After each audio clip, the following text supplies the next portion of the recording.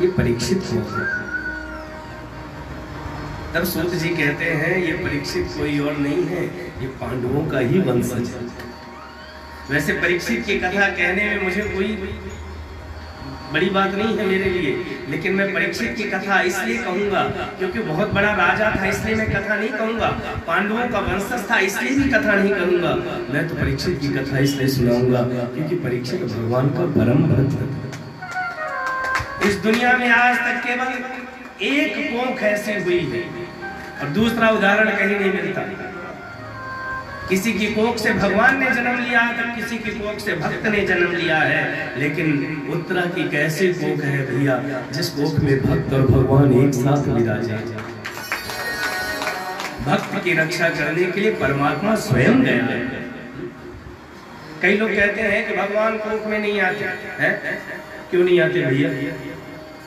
उसको भी जब लगता है ना कि मुझे माँ का लाड मिले, तो कभी कौशल्या को चुन लेता है, तो कभी यशोदा को चुन लेता है।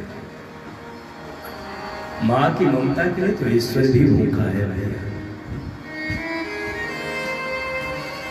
माँ के प्रेम के लिए तो ईश्वर भी लालायित है।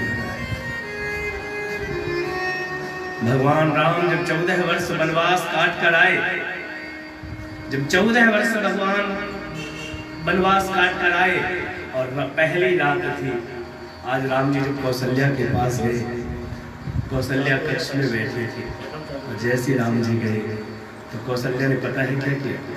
राम जी को गोद में बिठा दिया और गोद में बिठा कर कभी राम का हाथ चूमती है, कभी मस्तक चूमती है, तो कभी राम के सर पर हाथ घुमाती है और बार बार केवल एक ही चीज कहती है मन में कि तूने रावण जैसे दैत्य से युद्ध कैसे किया? मुझे तो पता ही नहीं था कि मेरा राम इतना बलिष्ठ है। मैं तो अपने राम को सुकुमार समझती थी, लेकिन आज पता चला कि मेरा राम तो बलिष्ठ भी है। पुत्र कितना भी सामर्थ्यवान हो जाए भैया, लेकिन माँ के लिए तो छोटा ही होता है। पुत्र कितना भी सामर्थ्यवान हो जाए, जबकि कौशल्या ऐसी वैसी नहीं है। हमारे यहाँ 3 चीजें हैं भैया, भक्ति, ज्ञान और कर्म। उपासना, ज्ञान और कर्म। दशरथ जी की 3 रानियां हैं, कौशल्या, सुमित्रा और कैकेयी। दशरथ को रामचरितमानस यदि पढ़ते हो तो दशरथ जी को वेद की उपमा दी गई है। वेद की उपमा दी गई है दशरथ को, और वेद की 3 ऋचाएं होती हैं, ज्ञान, कर्म और उपासना। वेद की 3 ऋचाएं हैं ज्ञान, इसीलिए इनकी 3 पत्नियां हैं। और ज्ञान कौन है? ज्ञान कोई और नहीं है, ज्ञान कौशल्या। उपासना कौन है? उपासना सुमित्रा है। और कर्म कौन है? कर्म कैकेयी। और एक बात याद रखना भैया, कर्म करने वाले की निंदा भी होती है और प्रशंसा भी होती है, इसीलिए कैकेयी की निंदा भी है और कैकेयी की प्रशंसा भी है। आप कभी मानस का दर्शन करके देखना, जहां जहां गोस्वामी जी ने कैकेयी की निंदा करी है, वहां वहां कैकेयी नंदनी कहा। कभी मानस खोल कर देखो आप, जहां जहां निंदा करी तो कैकेयी नंदनी कहा, और जहां जहां वंदना करी तो भरत मातु कहा, भरत की मां। और जहां निंदा करी वहां कैकेयी नंदनी। मानस के 2 पात्र बड़े विरोधाभासी हैं भैया, एक तो महारानी कैकेयी और दूसरा सती। सती को कहीं कहते हैं कि ये जगत जननी है। संग सती जग जननी भवानी, पूजे ऋषि अखिलेश्वर जानी।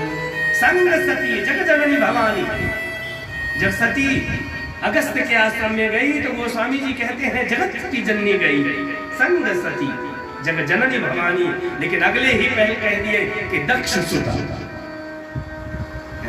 गोस्वामी जी की कलम बहुत सावधान है भैया। एक जगह जगत जननी कहते हैं और अगले ही पल दक्ष की कन्या, दक्ष यानी अभिमानी की बेटी। जब अगस्त जी के मुख से कथा सुनी और कथा में मन नहीं लगा, तब गोस्वामी जी ने सती के प्रति भाव बदल दिया। जहां जहां सती की प्रशंसा हुई तो उसका नाम शिव से जोड़ा गया है, और जहां जहां सती की निंदा की गई वहां उसका नाम दक्ष से जोड़ा गया है। कैकेयी का चरित्र बहुत विरोधाभासी है। कैकेयी कर्म कांड है, कौशल्या ज्ञान कांड है, और सुमित्रा उपासना कांड है। इसीलिए आप देखो, जब राम जी वन को जाने लगे तो सुमित्रा राम के पास गई हो, ऐसा उल्लेख हमने तो नहीं सुना है। या राम जी सुमित्रा के पास गए हो, ऐसा नहीं सुना, क्योंकि उपासना करने वाले व्यक्ति को विश्वास होता है कि एक न एक दिन परमात्मा स्वयं आएगा। सुमित्रा उपासना है, कैकेयी कर्म है, और कौशल्या ज्ञान है। वो ज्ञान कांड। आपके घटना बताएं, जब लक्ष्मण जी को बाण लगा, शक्ति लगी, लक्ष्मण जी मूर्छित होकर गिर पड़े, और जब हनुमान जी पर्वत लेने गए संजीवनी बूटी, और जब लेकर जा रहे थे, तो कथा आप सबको पता होगी कि जब नंदी ग्राम के ऊपर से गए तो भरत जी ने सीत का बाण मारा और हनुमान जी धराम से गिर गए। और संयोग था कि कौशल्या उस दिन भरत से मिलने गई थी, और जब भरत को जानकारी हनुमान जी ने दी कि भैया लक्ष्मण को बाण लगा है और मैं उसको संजीवनी देने जा रहा हूँ, यदि सूर्योदय हो गया तो लक्ष्मण के प्राण नहीं बचेंगे। और ये बात जब कौशल्या ने सुनी तो कौशल्या ने हनुमान से कहा, हनुमान राम को एक बात कह देना जाकर, यदि लक्ष्मण ना बचे तो राम को अयोध्या लौटने की जरूरत नहीं है। ये कौशल्या के शब्द, यदि लक्ष्मण ना बचे तो तुम्हें अयोध्या लौटने की जरूरत नहीं है, क्योंकि राम, तुम्हारा नाम तो लक्ष्मण के साथ ही अच्छा लगता है। तुम्हारा नाम तो लक्ष्मण के साथ ही अच्छा है। राम भरत कहो तो आनंद नहीं आएगा, लेकिन राम का नाम तो लखन के साथ। कुछ दिनों के लिए तो सीता ने भी राम का साथ छोड़ दिया और लंका में रही, लेकिन लक्ष्मण एक ऐसा था दिया कि परछाई बनकर चला गया। और एक बात मैं और आपसे कहूं कि जितने कांटे वन में राम को नहीं लगे, जितने कांटे वन में सीता को नहीं लगे, उतने कांटे लक्ष्मण को लगे। क्यों? क्योंकि हमने कथा में कई बार कहा है कि जब राम लक्ष्मण वन में चलते थे, राम और सीता, तो लक्ष्मण जी राम और सीता के पैरों के निशान बचा कर चलते थे। क्यों? कहीं प्रभु के चरणों में मेरे चरण ना लगे। ये था भाई का प्रेम।